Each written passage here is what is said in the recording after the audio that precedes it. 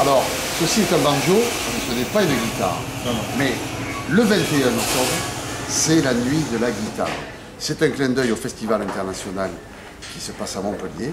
Et là, nous avons, je crois, d'excellents guitaristes. Oui, tu peux dire d'excellents guitaristes. Et l'idée, c'était de réunir justement 4 guitaristes avec une rythmique, ce qu'on avait une fois fait. Alors, on va dire, ensemble. c'est pas courant, c'est pas orthodoxe. Ah non, c'est pas orthodoxe. Non, c'est pas orthodoxe, mais par contre, c'est un challenge un peu intéressant parce que même eux, les guitaristes qu'on a contactés pour ce projet, ils ont adhéré de suite. Bon, on les connaît, ce sont des potes, mais en l'occurrence, je vais quand même les présenter. Dano Oder, Pascal Coriu, Jean-Marc Fleury et Louis Martinez, bien sûr, accompagnés par Jean-Luc Lopez et Michael Juravert. Une soirée vraiment de prestige autour de la guitare, le 21 octobre. Alors, qu'est-ce que ça représente quand on est soliste, guitariste, donc d'avoir des concurrents sur scène en même temps?